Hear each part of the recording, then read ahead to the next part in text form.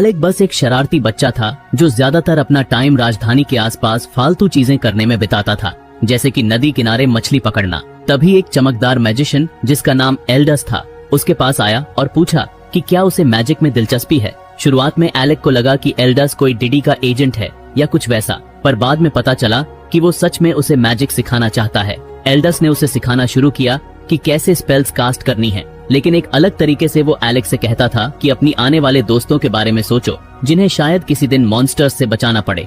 ऐसे इमोशनल तरीकों से सिखाने के चलते एलेक ने बहुत जल्दी मैजिक सीख लिया। फिर भी वो थोड़ा सैड था क्योंकि उसे एक सिंपल स्पेल सीखने में पूरा दिन लग गया, जबकि एल्डस बार बार बोल रहा था कि आम लोगों को वही स्पेल सीखने में पूरा महीना लग जाता है। पर एलेक ने उसकी बातों पर ध्यान ही नहीं दिया। वो तुरंत बोला कि एक और स्पेल सिखाओ ना, लेकिन एल्डस ने हंसकर कहा आज के लिए एक ही काफी है। एलेक का मूड थोड़ा खराब हो गया और वो मुंह फुलाए बैठा रहा। एल्डस ने हंसते हुए उसकी तारीफ की और कहा कि तुम्हारे अंदर बहुत टैलेंट है और मेरे बिना भी एक दिन तुम बहुत बड़े मैजिशियन बनोगे, बस सब कुछ किस्मत पर छोड़ दो। एलेक को ये सुनकर झटका लगा। उसने पूछा कि तो फिर आप मुझे सिखा ही क्यों रहे हैं, पर एल्डस जवाब दे पाता इससे पहले ही उसकी फिशिंग लाइन में एक मछली फंस गई। एल्डस घबरा गया क्योंकि उसने जिंदगी में पहली बार मछली पकड़ी थी। एलेक हंस पड़ा और बोला कि इतने बड़े मैजिशियन होकर मछली पकड़ना नहीं आता। दोनों जोर जोर से हंसने लगे और ऐसे ही उनका टीचर स्टूडेंट वाला रिश्ता चलता रहा। समय बीतता गया और एल्डस ने एलेक को मैजिक के बारे में बहुत कुछ सिखाया। फिर एक दिन एल्डस ने अचानक कहा कि वो राजधानी छोड़ रहा है। एलेक का दिल टूट गया। उसे लगा अब वो अपने टीचर से कभी नहीं मिलेगा, लेकिन एल्डस ने जाते जाते उसे एक आखिरी सलाह दी कि अगर कभी तुम्हें रॉयल कोर्ट मैजिशियन बनने का मौका मिले तो उसे ठुकरा देना। एलेक समझ नहीं पाया कि एल्डस ने ऐसा क्यों कहा। उसने पूछा कि तो आपने मुझे मैजिक सिखाया ही क्यों। एल्डस ने थोड़ा मुस्कुराते हुए कहा कि एलेक की मदर ने कभी उसकी जिंदगी में बहुत बड़ा एहसान किया था और वो बस उसकी मदर का बदला चुकाने के लिए उसके बेटे को सिखा रहा था। वो आखिरी बार था जब एलेक ने अपने गुरु को देखा। इसके बाद एलेक ने ठान लिया कि वो रॉयल मैजिक एकेडमी में एडमिशन लेकर एल्डस से फिर मिलेगा। वहां पहुंचकर उसे पता चला कि एल्डस भी कभी उसी एकेडमी का टॉप स्टूडेंट था और ग्रेजुएशन के बाद कोर्ट मैजिशियन बना था, लेकिन कुछ सालों बाद उसे उस पद से निकाल दिया गया। तभी एलेक को समझ आया कि एल्डस ने उसे कोर्ट मैजिशियन बनने से क्यों मना किया था। पर एल्डस की बात मानने की जगह एलेक ने तय किया कि वो खुद कोर्ट मैजिशियन बनेगा ताकि वो उस करप्ट इंपीरियल कोर्ट को खुद बदल सके। और आखिरकार उसने ये सपना पूरा कर लिया, लेकिन जल्द ही उसे एहसास हुआ कि उसे अपने गुरु की बात माननी चाहिए थी। एक दिन क्राउन प्रिंस रेगुलस ने उसे डंजन के बीचों बीच उसकी एडवेंचरर पार्टी से निकाल दिया। एलेक हैरान होकर बोला कि मैंने क्या गलती करी है। रेगुलस ने ठंडे चेहरे से कहा कि क्योंकि तुम बेकार हो, और उसी पल एलेक को एहसास हुआ कि एल्डस की हर बात सही थी। रेगुलस गुस्से में बोलता है कि वो हमेशा अपनी जान दांव पर लगाकर फ्रंट लाइन पर मॉन्स्टर्स से लड़ता है और फायर मैजिशियन लेनी अपने पावरफुल स्पेल्स से मॉन्स्टर्स को पीछे धकेलती है और उनके टैंक साथियों के शील्ड सारे अटैक्स को रोक लेते हैं।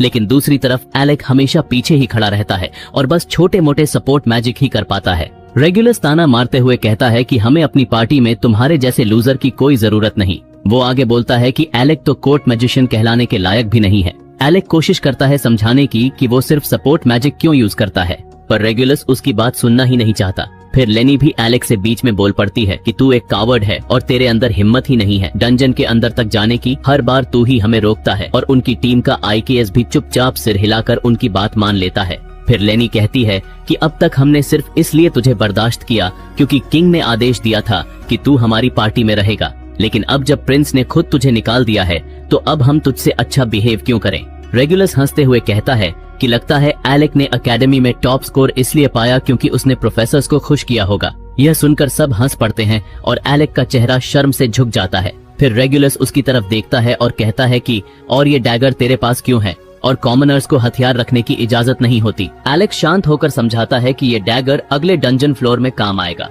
लेकिन रेगुलस और भड़क जाता है। वो डैगर छीनकर एलेक का कॉलर पकड़ लेता है और बोलता है कि मेरी पार्टी में कोई मेरी बात नहीं टालता। फिर वो एलेक की कोर्ट विजर्ड वाली रोब खींचकर कहता है कि तू इस लायक नहीं है। एलेक टूट जाता है और बिना कुछ बोले डंजन से बाहर चला जाता है। फिर भी इंसल्ट और फायरिंग के बाद भी वो रेगुलस और उसकी पार्टी की हेल्प करना चाहता है। वो पूरी रात मेहनत करके कुछ नोट्स तैयार करता है जिसमें लोअर डंजन फ्लोर्स के बारे में जानकारी होती है ताकि रेगुलस उन्हें टैकल कर सके, क्योंकि उसके पास खुद ज्यादा मैजिक पावर नहीं है। अगले दिन एलेक पैलेस पहुंचता है। किंग से मिलने पर गार्ड्स उसे रोक लेते हैं। वो कहते हैं कि तुम अब कोर्ट मैजिशियन नहीं रहे, अब तुम बस एक कॉमनर हो और आम लोगों को बिना परमिशन अंदर जाने की इजाजत नहीं। एलेक ये सुनकर हैरान रह जाता है। तभी लेनी वहाँ आती है और ताना मारते हुए कहती है कि यहाँ से दफा हो जाओ, और वो पैलेस के अंदर जाने लगती है। पर एलेक उससे रुकने की विनती करता है। वो कहता है कि बस एक बार सुन लो और प्लीज ये नोट्स किंग को दे दो। उन्होंने ही मुझे कोर्ट मैजिशियन बनाया था और प्रिंस की पार्टी में भेजा था। लेनी नोट्स लेती है, लेकिन अगले ही पल उन्हें फाड़कर जमीन पर फेंक देती है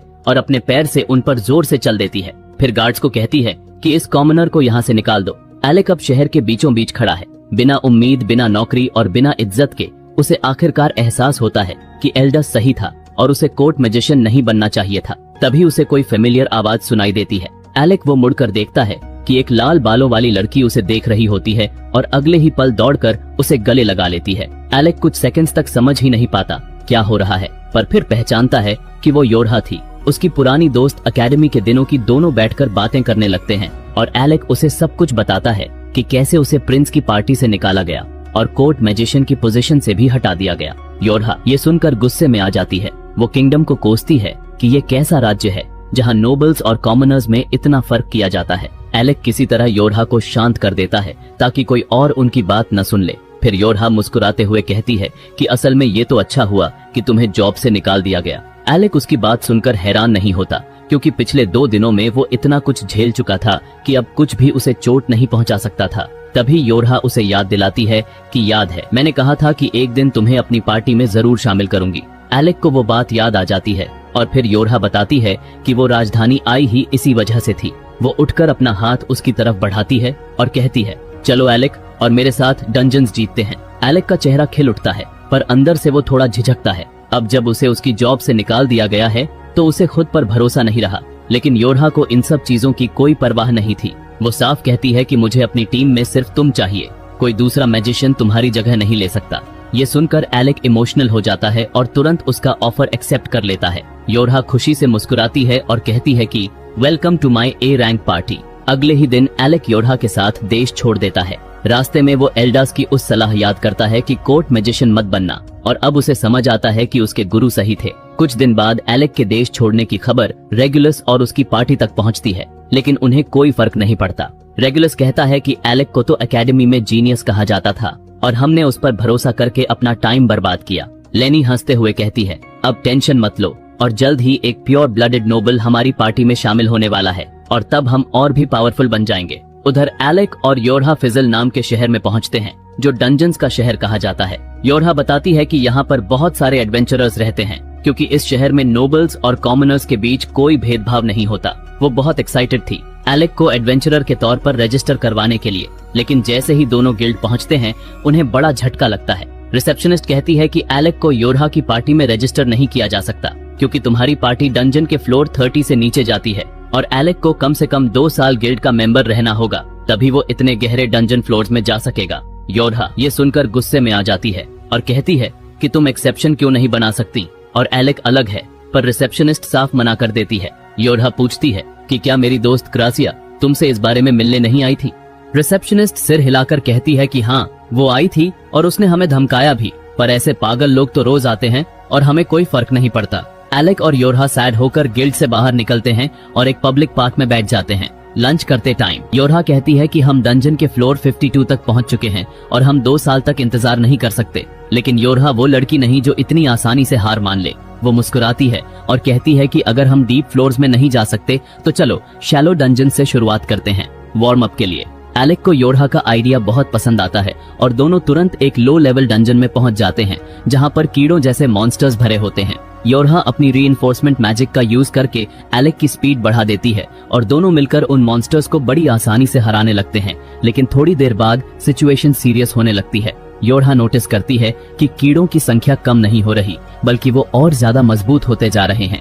एलेक भी उससे सहमत होता है और कहता है कि जरूर इनके नेस्ट में कुछ गड़बड़ है, जिससे ये ऐसे बिहेव कर रहे हैं, लेकिन अभी तक कंट्रोल में है। दोनों लड़ते रहते हैं। तभी योरहा अपनी शील्ड एक्टिवेट करती है और सीधे आगे बढ़ जाती है नेस्ट की तरफ। एलेक उसे रोकने की कोशिश करता है कि योरहा ये बहुत रिस्की है, पर वो मुस्कुराते हुए कहती है कि इतना तो कुछ भी नहीं है एलेक, और तुम तो पहले वाले एलेक नहीं रहे, शायद पुराने। एलेक के लिए तो ऐसे मॉन्स्टर्स कुछ भी नहीं थे। वो आगे कहती है कि बस मुझ पर भरोसा करो और अपने असली रूप में वापस आओ। एलेक को उसकी बात दिल तक लगती है। उसे एहसास होता है कि योरहा सही कह रही है। उसे बस फिर से अपना कॉन्फिडेंस वापस पाना है। उसे एल्डस की वो बात याद आती है कि एक दिन तुम्हें अपने दोस्तों को खतरे से बचाना होगा। बस उसी पल एलेक की आंखों में नई चमक लौट आती है। वो तुरंत ऑफेंसिव पर जाता है और कुछ मॉन्स्टर्स को फायरबॉल से उड़ा देता है और बाकी को अपने डैगर से खत्म कर देता है। लेकिन तभी एक बहुत बड़ा स्वार्म चारों ओर से उन्हें घेर लेता है। योरहा अब बिल्कुल भी नहीं घबराती और वो एक विशाल बैरियर बना देती है ताकि एलेक को स्पेल तैयार करने का टाइम मिल सके। एलेक अपने पूरे ध्यान से एक powerful wide area spell cast करता है और पल भर में सारे कीड़े राख बनकर उड़ जाते हैं। सब कुछ शांत होने पर योरहा हंसते हुए उसकी पीठ थपथपाती है कि देखा, मैंने कहा था ना, तुम्हारे अंदर अभी भी वो पावर है। लेकिन तभी जमीन जोरों से हिलने लगती है और मिट्टी फाड़कर एक विशाल अर्थवर्म बाहर निकलता है। वो सीधे योरहा पर अटैक करता है और लगभग उसे निगल ही जाता है। एलेक चिल्लाता है कि योरहा, मैं तुम्हें बचा लूंगा और बस शील्ड एक्टिव करो। योरहा उस पर पूरा भरोसा करती है और तुरंत शील्ड स्पेल कास्ट करती है। तभी एलेक एक फायर सर्पेंट समन करता है जो अर्थवर्म को आग में झुलसा देता है और कुछ ही सेकंड्स में वो राख बन जाता है। योरहा पूरी तरह सेफ रहती है। वो नीचे उतरकर दौड़ते हुए एलेक के पास आती है और हंसकर कहती है कि तुम अब भी सबसे स्ट्रॉन्ग अटैक मेज हो जिसे मैं जानती हूँ, और आज की लड़ाई ने मुझे एकेडमी के दिन याद दिला दिए। वो बताती है कि कैसे एक बार एकेडमी में उन्होंने एक 5 सर वाले ड्रैगन से मुकाबला किया था जो इतना ताकतवर था कि किसी के वेपन्स उस पर असर नहीं कर रहे थे, पर एलेक ने उसे सिर्फ एक स्पेल से मिटा दिया था। थोड़ी सी तैयारी के बाद ही और उसी दिन उन्होंने डंजन के फ्लोर 68 को क्लियर किया था और एकेडमी में नया रिकॉर्ड बना दिया था। और अब टाइम आ गया है कि एलेक फिर से उसी पुराने दोस्तों की पार्टी से जुड़ जाए।